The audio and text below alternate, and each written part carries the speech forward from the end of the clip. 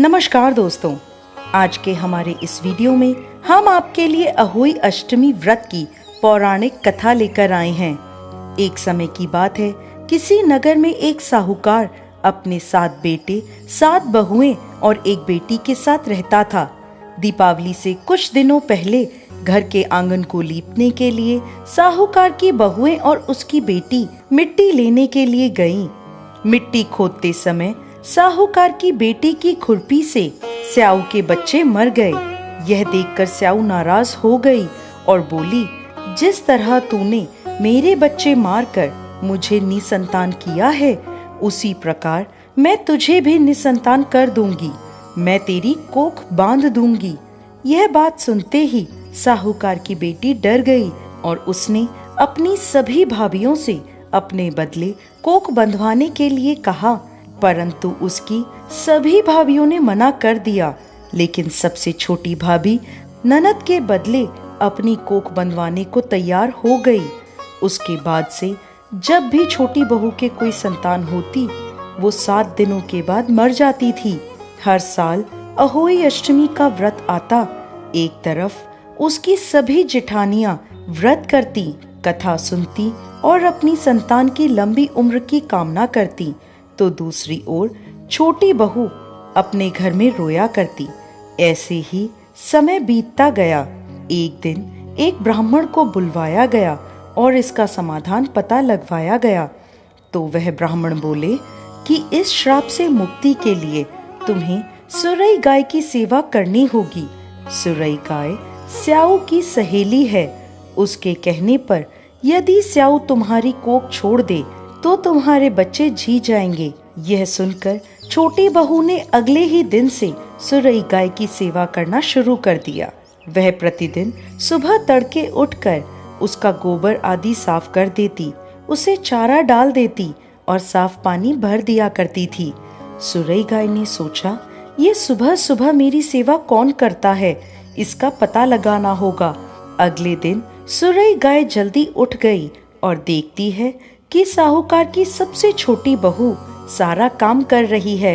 यह देखकर सुरई गाय बोली, तुम किस लिए मेरी सेवा कर रही हो? तो वह बोली, माता, स्याऊ माता ने मेरी कोख बांध रखी है, जिस वजह से मेरे बच्चे नहीं जीते। यदि आप उनसे कहकर मेरी कोख खुलवा दो तो मैं आपका बहुत उपकार मानूंगी। यह सुनकर सुरई गाय उसके साथ 7 समुंदर पार स्याऊ माता के पास चल दी। रास्ते में थक हार कर वो दोनों एक पेड़ की छांव में बैठ गए। जिस पेड़ के नीचे वो दोनों बैठे थे, उस पेड़ के ऊपर गरुड़ पंखनी का घोंसला था, जिसमें उसके छोटे छोटे बच्चे थे। थोड़ी देर में साहूकार की छोटी बहू ने देखा कि वहां एक सांप उन बच्चों को खाने के लिए आया है। यह देखकर छोटी बहू ने उस सांप को मार डाला। जब गरुड़ पंखनी वहां आई तो उसने पेड़ के आसपास रक्त देखा, जिसे देखकर उसे लगा कि इसने मेरे बच्चों को मार दिया है। वो अपनी चोंच से साहूकार की छोटी बहू को मारने लगी। तब वह बोली, मैंने तुम्हारे बच्चों को सांप से बचाया और तुम मुझे ही मार रही हो। ये सुनकर गरुड़ पंखनी खुश हो गई और बोली, तुम जो चाहे मुझसे वर मांग लो। तब छोटी बहू बोली, बहन, 7 समुद्र पार स्याऊ माता रहती है, तुम हमें वहां तक पहुंचा दो। गरुड़ पंखनी ने उन दोनों को अपनी पीठ पर बिठाया और 7 समंदर पार स्याऊ माता तक पहुंचा दिया।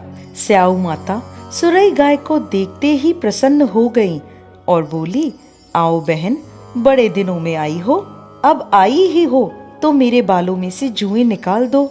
तब सुरई गाय के कहने पर साहूकार की बहू ने स्याऊ माता के सिर से सारी जुएं निकाल दी।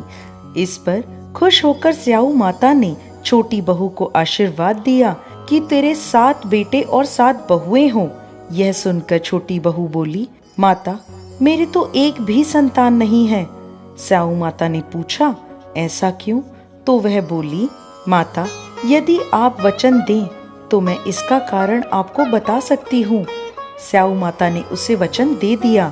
स्याऊ माता को वचनबद्ध करने के बाद छोटी बहू बोली, माता, मेरी कोख आपके पास बंधी है, उसे खोल दें।